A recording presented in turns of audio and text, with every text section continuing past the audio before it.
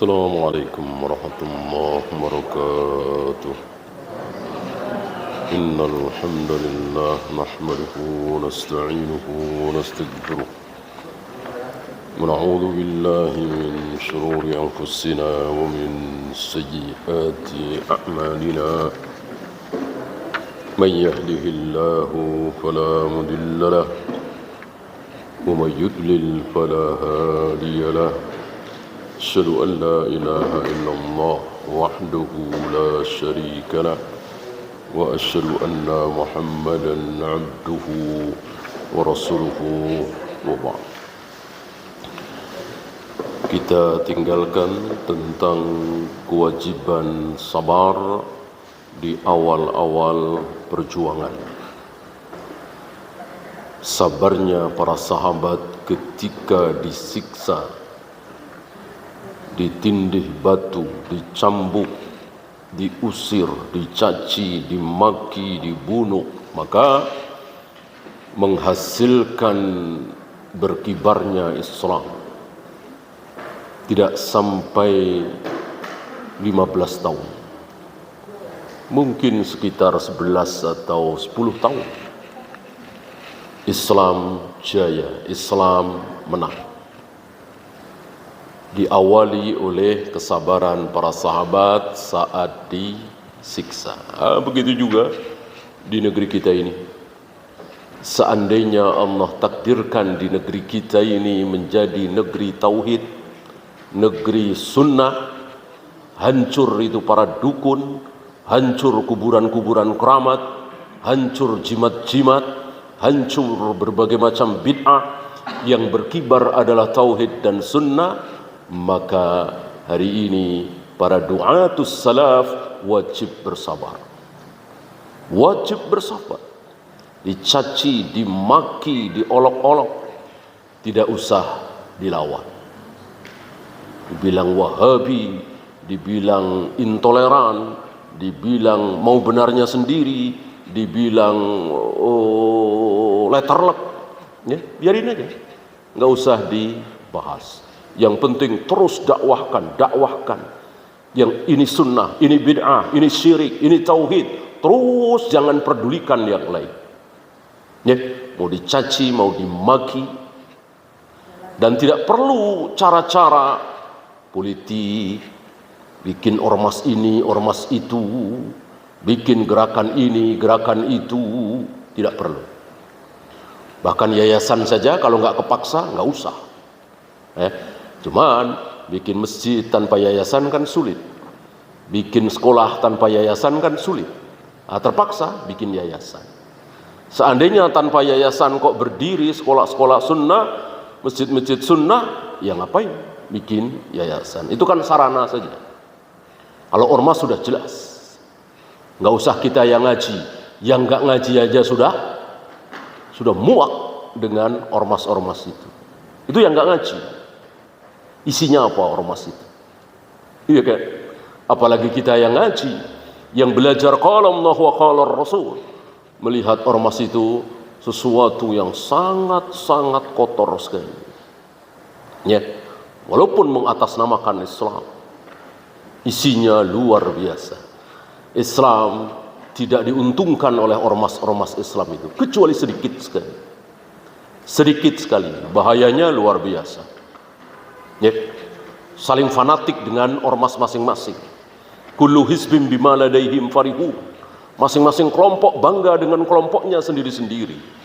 Ini penyakit bahaya dari kelompok-kelompok hizbiyah itu. Maka ahlus sunnah jangankan bikin kelompok, bikin nama pengajian aja nggak boleh. Nggak boleh. Itu mancing-mancing bikin kelompok. Pengajian Nurul Huda, Majelis Ta'lim Jami'ul Mustafa, ya, Ta'lim Ibu-ibu Khadijah. Ini bahaya. Bikin kelompok, bikin asobiyah. Ya. Kecuali sekedar memudahkan saja pengajian Ahad Duha, boleh. Pengajian Riyadhus Shalihin, karena memang yang dibahas kitab Riyadhus Shalihin. pengajian Bulughul Maram. Kalau dibikin nama seperti yang sedang kita saksikan hari ini, ya, majelis zikir aja ada berapa itu, dan masing-masing bangga dengan kelompoknya masing-masing. Kita nggak boleh bangga, kita tidak boleh bangga, fanatik nggak boleh, kecuali terhadap Islam yang benar tentunya, yang dicontohkan oleh Rasul dan para sahabat, Islam Ahlus Sunnah, ya, bukan Islam Khawarij, Jahmiyah, Jabariyah, Syariah, Maturidiyah, enggak. Islam yang benar, Islam yang dicontohkan oleh Rasul dan para sahabat, Ahlus Sunnah wal Jamaah. Karena Islam pecah menjadi 73 kan, semuanya Islam, semuanya Muslim.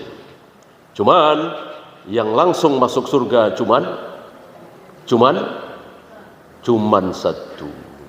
Yang 72 akan masuk neraka dulu. Ya, tentu kita tidak mau masuk ke yang 72 karena mau suruh masuk neraka dulu. Siapa yang mau? Ya, mendingan miskin seumur-umur, mendingan sakit seumur-umur, mendingan stroke 15 tahun daripada suruh masuk neraka dulu. Ya, stroke masih ada yang nyuapin, masih ada yang mandiin, masih ada yang nolongin. Neraka nggak ada. Ketika seseorang masuk neraka, tidak ada yang belas kasihan, tidak ada. Walaupun itu istri kita, suami kita, anak kita, adik kita, kakak kita, ibu kita, manusia yang paling abadi cintanya kan ibu. Jangan begitu masuk neraka, ketemu ibu dan anak saling di neraka, yang ada saling caci, saling maki, saling melaknat. Itulah neraka. Gak ada di neraka merasa senasib, sepenanggungan, lalu berpelukan, ya, nggak apa-apa mak, nggak masuk surga, yang penting ngumpul sini di neraka. Nggak ada begitu. Di dunia masih ada, nggak apa-apa, nggak makan, yang penting ngumpul. Mungkin masih ada. Di neraka tidak ada. Bahkan seorang ibu pernah memohon kepada Allah, daripada aku masuk neraka ya Allah, anakku saja. Anak pun begitu, ya Allah, daripada aku yang masuk neraka ya Allah, ibuku saja. Ya, padahal di dunia ini sering kita dapati seorang ibu yang siap mati, rela mati demi anaknya hidup. Sering kita dengar kan, di sebuah bencana tanah longsor misalnya, banjir misalnya, dan seterusnya, dia selamatkan bayinya, dia lemparkan anaknya ke tempat yang empuk, yang enak, dia sendiri terperosok ke jurang, gempa, banjir. Sering kita dapati. Kenapa? Masih di dunia. Adapun di akhirat, dimulai dari kematian, dimulai dari hari kiamat, sudah tidak ada lagi yang memperdulikan orang lain.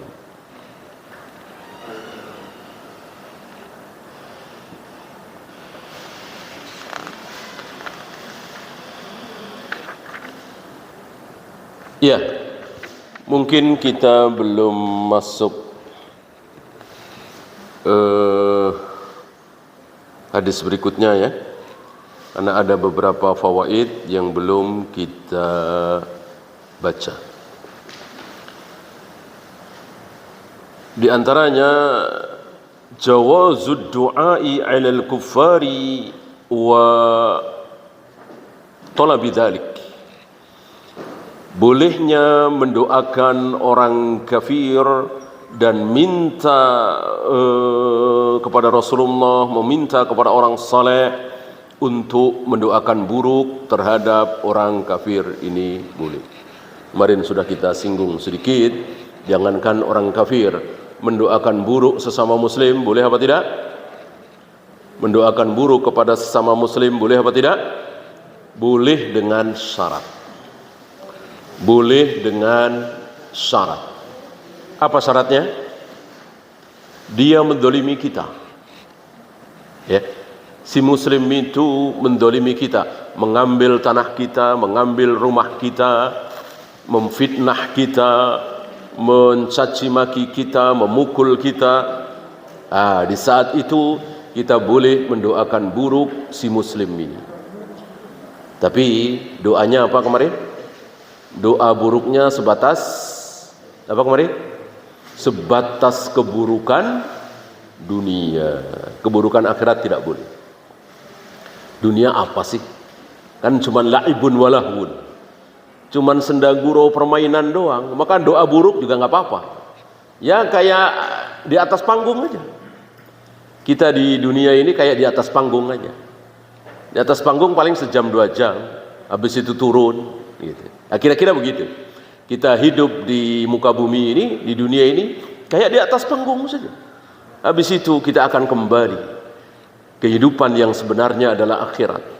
Tempat tinggal seorang muslim sebetulnya bukan di sini, bukan di muka bumi, bukan di dunia, tapi di surga. Tapi di surga.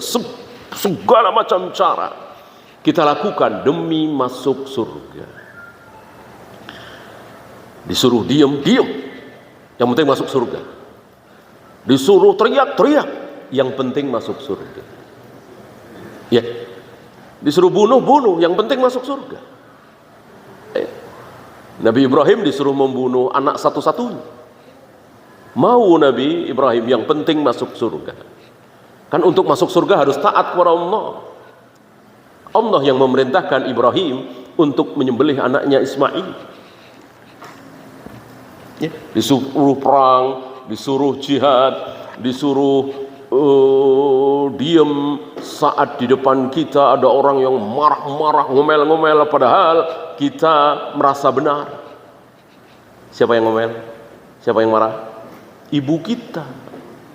Ya, ibu kita salah faham, sebetulnya kita nggak salah. Ngomel-ngomel, diam. Tunggu sampai ibu melampiaskan kekesalannya, marahnya, diam, baru kita jelaskan. Jangan ibu satu kalimat, kita satu kalimat. Ibu satu kata, kita satu kata. Jangan.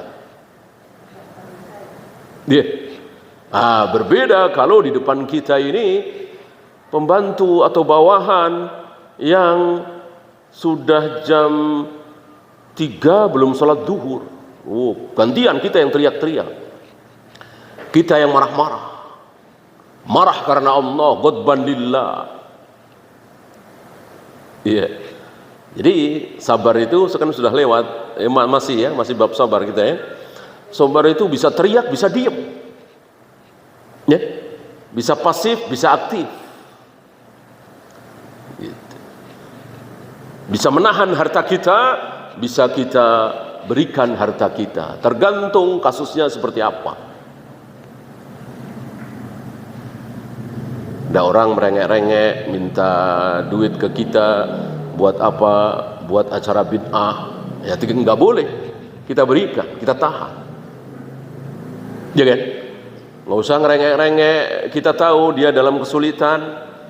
Anaknya sudah 4 bulan belum bayar SPP, nggak bisa ikut ulangan misalnya. Nggak usah merengek, kita kasih. Atau kontrakan 4 bulan belum bayar, mau diusir sama yang punya kontrakan. Belum merengek-rengek, kita kasih. Ya. Jadi kita harus tahu dengan ilmu ini kapan kita memberi, kapan kita menahan. Menahan karena Allah, memberi karena Allah. Termasuk mendoakan buruk ini. Yang kedua, menghina sunnah, menghina Allah, menghina Rasulullah, menghina Islam. Boleh kita doakan buruk. Walaupun muslim. Ya. Agar dia bertaubat, agar dia memperbaiki diri.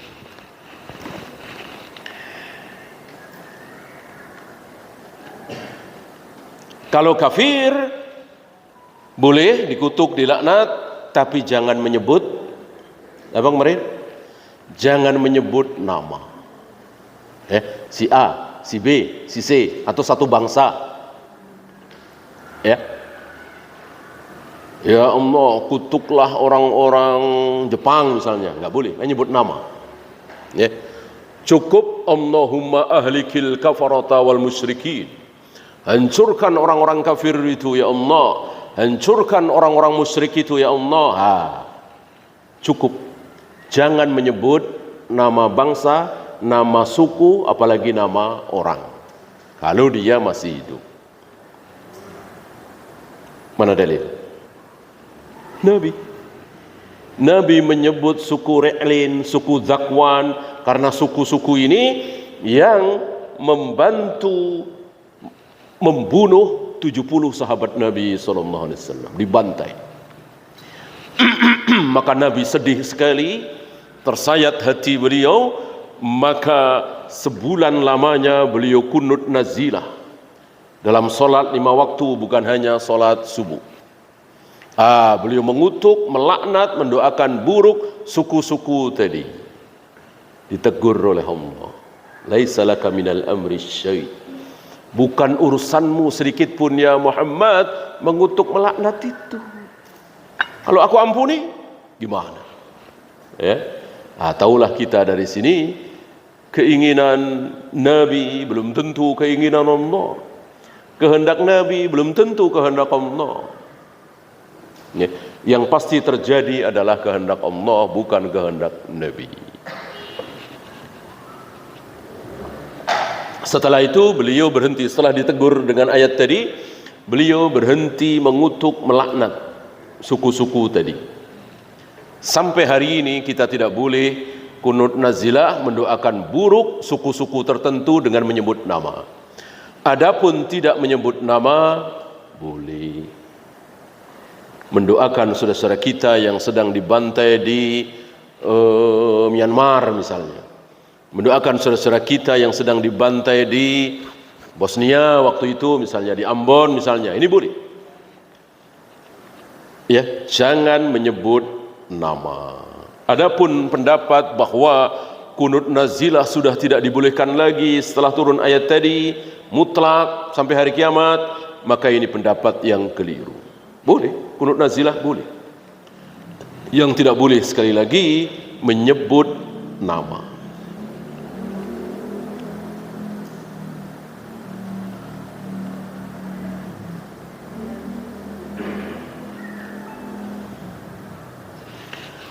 Al-ibtila'u min lawazimil imani fi kulli waqtin. Yang namanya ujian, cobaan ini harus ada, terus ada pada diri seorang mukmin.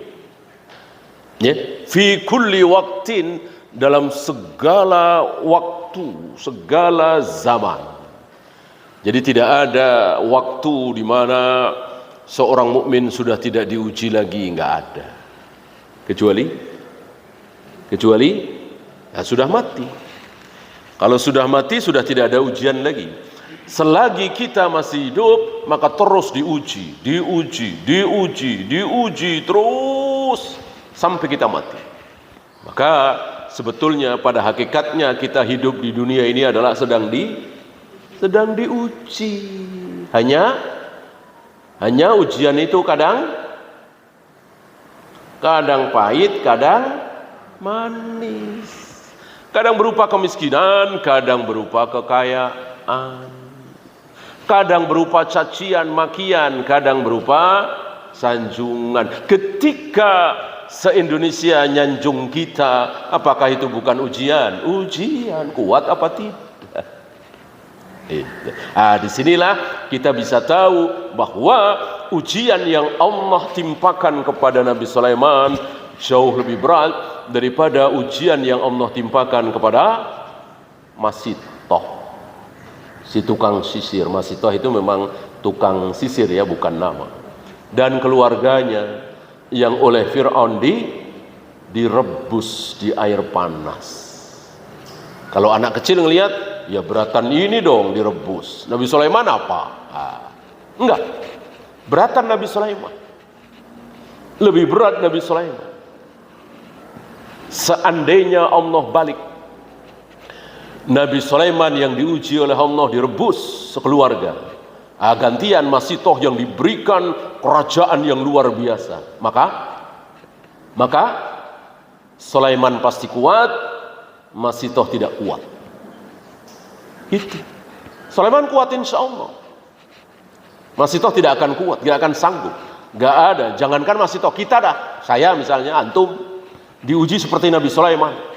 Luar biasa kerajaan. Insya Allah nggak akan kuat pasti. Ya, kita ini suka sok-sokan. Ya, kalau saya jadi presiden nih, kalau saya jadi menteri nih, kalau saya jadi raja nih, kalau saya jadi gubernur nih, sok-sokan gitu. Gaji nggak akan saya terima. Saya yang penting bisa makan. Semua waktu saya pergunakan untuk memikirkan kesejahteraan rakyat dan seterusnya. Itu ngomong di hati ya. Kalau di mulut mah semua orang begitu ya. Ngomong di hati. Artinya memang kita bertekad bulat. Niat. Kalau saya jadi wali kota, kalau saya jadi gubernur, kalau saya jadi presiden, saya akan begini. Semuanya baik semua. Saya nggak akan korupsi. Saya nggak mungkin makan uang kecuali gaji, misalnya. Itu sebelum jadi. Kalau sudah jadi, nggak tahu. Hanya Allah yang tahu. Kita suka menyombongkan diri. Contohlah akhlak Nabi SAW ketika orang lain berbuat kebaikan, beliau sanjung. Ketika orang lain berbuat salah, beliau kasih uzur. Masih ingat kata Nabi, komentar Nabi ketika Nabi Yusuf dipersilahkan keluar dari penjara, nggak mau, Rasulullah bilang apa? Apa komentar Nabi SAW ketika beliau mengkisahkan Nabi Yusuf yang dipersilahkan keluar dari penjara tapi nggak mau? Nabi Yusuf mengatakan, bereskan dulu fitnah itu. Kalau fitnah itu sudah dibereskan, kan di sini Nabi Yusuf terfitnah ya, antum ceritanya ya, antum tahu ceritanya. Yang salah bukan Nabi Yusuf tapi Zulaikha. Tapi karena beliau bukan siapa-siapa ya, beliau yang disalahkan, yang dijebloskan ke penjara. Nah, ketika beliau dipersilahkan keluar, maka beliau mengatakan, aku nggak mau. Bereskan dulu fitnah itu. Apa komentar Nabi Muhammad SAW ketika mengkisahkan kisah ini? Kalau aku yang jadi Nabi Yusuf di penjara, disuruh keluar, aku pasti keluar. Karena kan gak enak di penjara. Makan terbatas, minum terbatas, tidur terbatas, tempat terbatas. Kuat Nabi Yusuf. Kok gak mau keluar? Kalau aku gak kuat, aku akan keluar. Nah, lihat disanjungnya Nabi Yusuf oleh beliau. Beliau tidak merasa lebih hebat, lebih mulia dari Nabi Yusuf. Justru merasa lebih rendah dari Nabi Yusuf. Padahal beliau jelas jauh lebih mulia dari Nabi Yusuf. Itulah orang mulia, itulah orang baik. Jadi tidak merasa lebih dari orang lain. Nggak kayak kita. Ada saudara kita korupsi, ada di penjara, kita caci maki. Dengan mengatakan, coba kalau orang-orang milih saya. Selamat tuh harta negara. Habis yang dipilih dia sih korupsi kan? Kalau saya nggak bakalan. Betapa sombongnya. Ini kebalikan dari Nabi SAW. Kalau aku yang jadi Nabi Yusuf disuruh keluar dari penjara, tentu aku keluar, kan nggak enak di penjara. Nabi Yusuf kuat, hebat. Inilah Nabi kita Muhammad Rasulullah SAW, betul-betul merendahkan hatinya. Iya. Termasuk ketika ada syubhat bahwa Nabi Ibrahim minta kepada Allah supaya diperlihatkan bagaimana cara Allah menghidupkan orang mati, maka Allah menyuruh Nabi Ibrahim mencari empat ekor burung. Tahu kisahnya ya, agak panjang. Ada syubhat di situ, terutama dari orang Yahudi. Nabi Ibrahim ragu. Nabi Ibrahim ragu dengan adanya kebangkitan. Makanya minta ditunjukkan kepada Allah. Nabi marah. Nabi mengatakan, kalau Nabi Ibrahim ragu dengan kebangkitan, maka aku lebih ragu lagi. Itu maksudnya. Ya, sekelas Nabi Ibrahim kok ragu? Nggak mungkin. Kalau Nabi Ibrahim ragu, aku lebih ragu. Ini apa sih? Kira-kira begitu kalau diteruskan. Ya, hanya Nabi mengatakan, kalau Nabi Ibrahim ragu adanya kebangkitan, aku lebih ragu lagi. Ini beliau merendahkan diri beliau di hadapan Nabi Ibrahim alaihissalatu wassalam. Padahal jelas siapa yang lebih mulia, beliau apa Nabi Ibrahim? Tentu beliau Muhammad Rasulullah sallallahu alaihi wasallam, Nabi Ibrahim manusia termulia nomor 2. Nomor 1 Nabi Muhammad sallallahu alaihi wasallam. Nah, mestinya akhlak kita begitu. Jadi kalau ada saudara kita korupsi, saudara kita berzina, saudara kita minum khamar, saudara kita berjudi, saudara kita mencuri, lebih baik kita doakan supaya bertaubat, diampuni. Gak usah mencaci, memaki, dengan merendahkan, lalu kita merasa suci. Kalau aku yang jadi menteri gak bakalan korupsi, kalau aku yang jadi wali kota gak bakalan korupsi. Ini sombong. Ya, kebanyakan orang kan begitu.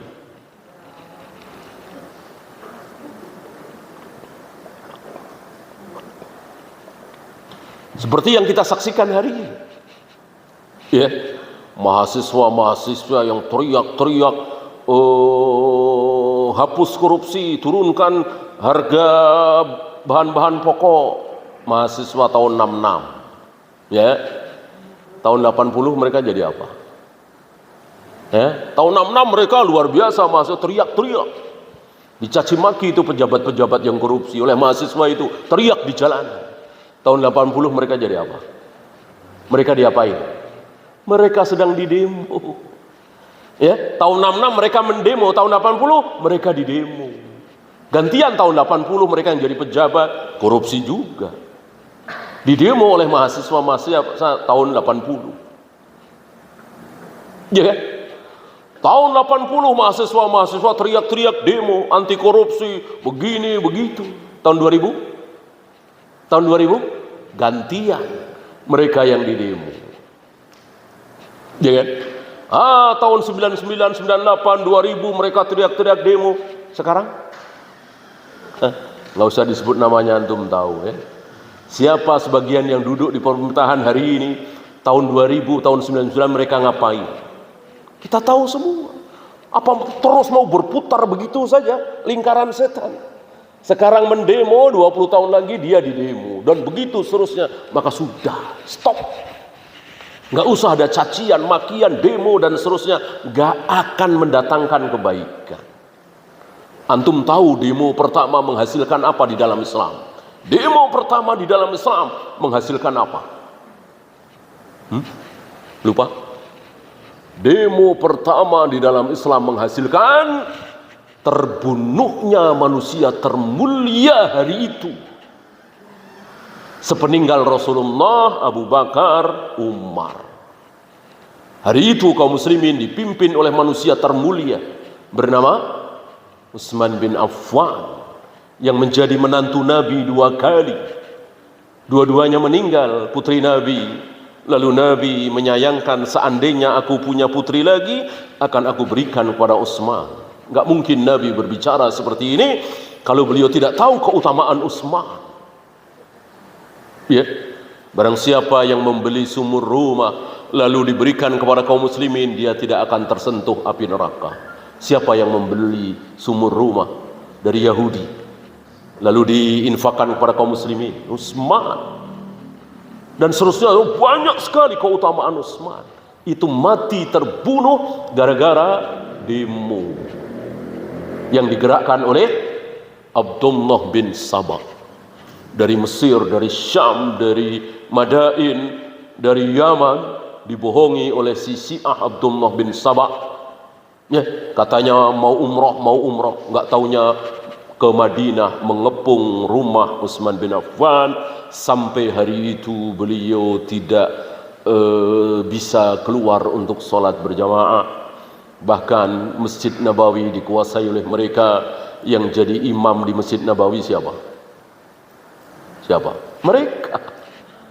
Mereka, bukan Ali bin Abi Thalib, bukan Abdurrahman bin Auf, bukan Abdullah bin Amr bin As, bukan, tapi mereka, karena mereka yang menguasai. Ini cerdiknya sahabat, ini hebatnya sahabat, ini pemahaman sahabat. Walaupun mereka salah, walaupun mereka menguasai masjid, walaupun mereka teriak-teriak mencaci maki Utsman, tapi tidak dilawan. Kalau para sahabat melawan, bodoh, banjir darah sesama muslim. Kan mereka muslim juga. Maka kalau kita bertemu dengan sesama muslim yang bodoh, jangan dilawan. Kalau dilawan bodoh kita. Ya, kita ngaji ini rame-rame, dibubarin, teriak-teriak, ya. No, muslim juga, ormas, jangan dilawan. Kalau lawan bodoh kita. Akan ada yang tepuk tangan. Siapa? Orang kafir, maka kita ngalah. Pengajian dibubarin udah ngalah. Jangan memaksakan diri karena mereka muslim. Gitu. Kecuali kalau yang bubarin Buddha, apa Hindu, apa Konghucu, atau Yahudi, Nasrani, ya udah jihad sekalian. Kalau sesama muslim, jangan dilawan. Lihat sahabat, nggak ada yang melawan. Padahal Khawarij itu. Nah, sahabat pintar, cerdas, faham terhadap qala Allah wa qala Rasul. Kalau para sahabat itu melawan, banjir darah sesama muslim. Pasti. Ya, maka nggak ada yang diam. Mereka jadi imam ngikut. Bahkan yang nyuruh mereka para sahabat untuk bermakmum kepada para pemberontak ini, yang nyuruh siapa? Utsman sendiri. Utsman sendiri, sholatlah bersama mereka.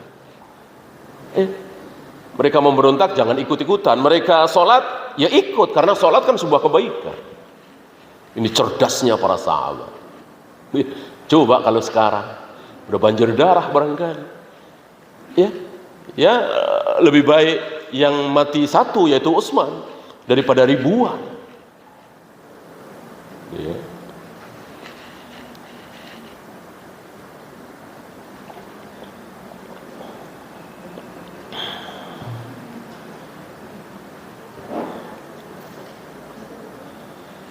Kemudian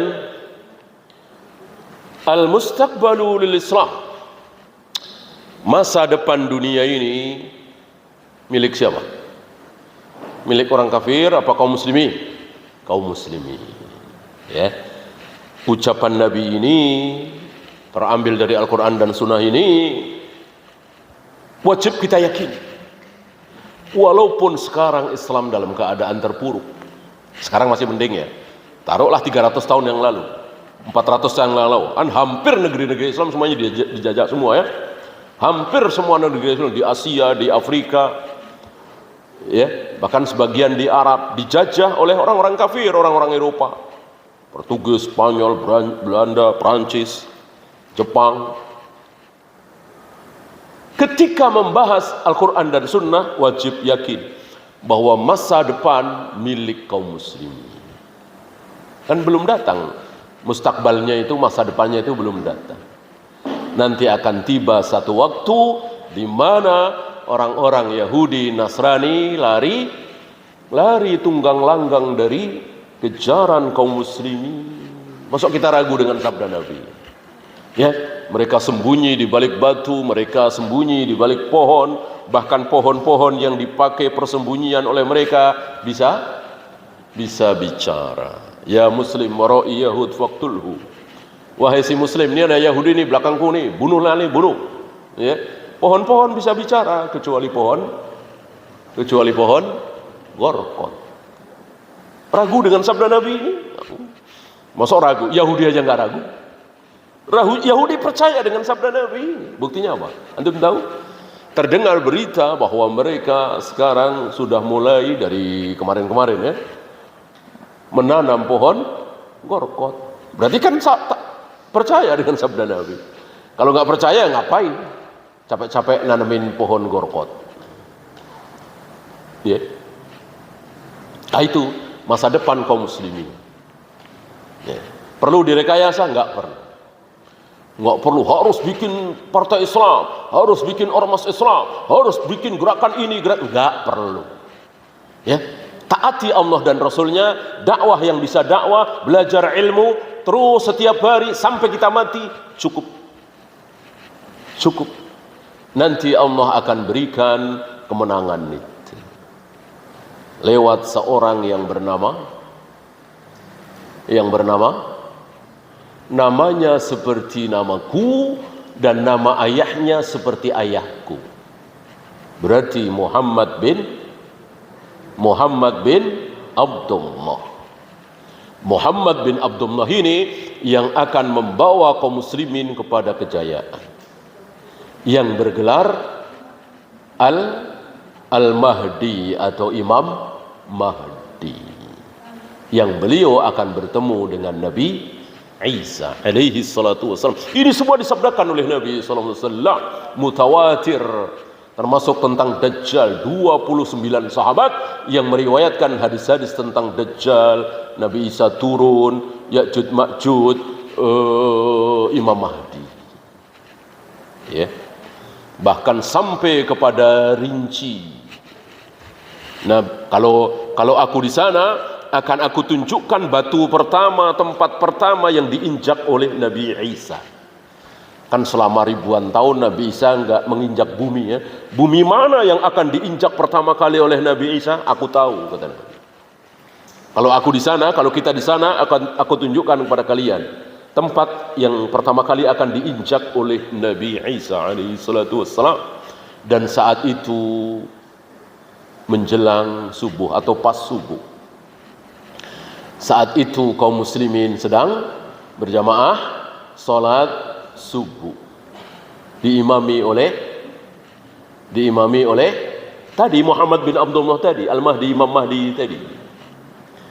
Nah, Imam Mahdi tentu orang yang berilmu, tahu sabda-sabda Nabi dan tahu bahwa ini Nabi Isa, ya. Maka Imam Mahdi mundur, memberikan kesempatan kepada Nabi Isa untuk menjadi imam. Nabi Isa tetap mendorong punggungnya Imam Mahdi untuk tetap menjadi imam dengan mengatakan, ini hakmu, engkau termasuk umat ini, bukan hakku. Dari sini kita tahu bahwa Nabi Isa turun bukan sebagai nabi, karena nabi terakhir adalah Nabi Muhammad SAW. Kalau Nabi Isa turun sebagai nabi, tentu jadi imam. Nabi harus jadi imam, kan begitu. Imaman adilan, beliau sebagai pemimpin yang adil, bukan nabi yang adilan, bukan. Ya, maka ada seorang biarawati atau pendeta Kristen masuk Islam, alhamdulillah, tapi menolak hadis-hadis turunnya Nabi Isa. Ya, menolak hadis-hadis turunnya Nabi Isa dengan mengatakan, kalau Nabi Isa turun berarti Nabi terakhir Nabi Isa, bukan Nabi Muhammad SAW. Terjawab dengan penjelasan tadi. Beliau turun di muka bumi bukan sebagai Nabi, tapi sebagai pemimpin. Wallahu a'lam. Iya, itu saja. Ada pertanyaan, silakan.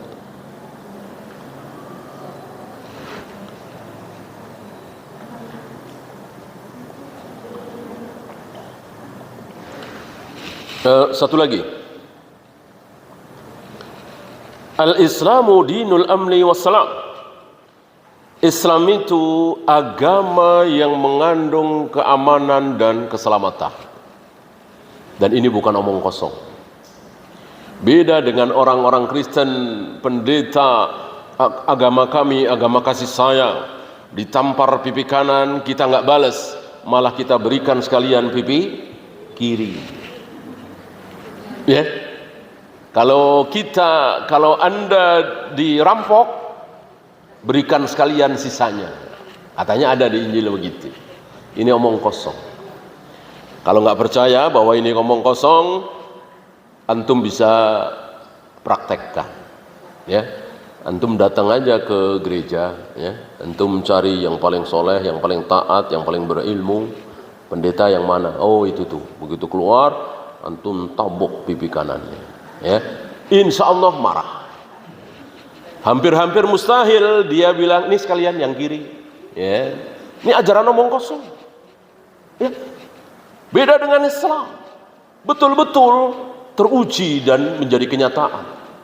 Kemarin saya sampaikan ke antum, ketika satu negeri mayoritas muslim, Indonesia misalnya, Malaysia misalnya, Saudi misalnya, Mesir misalnya, Yaman misalnya, Itu ada orang-orang Kristen, Buddha, Hindu, ada nggak Indonesia, Malaysia?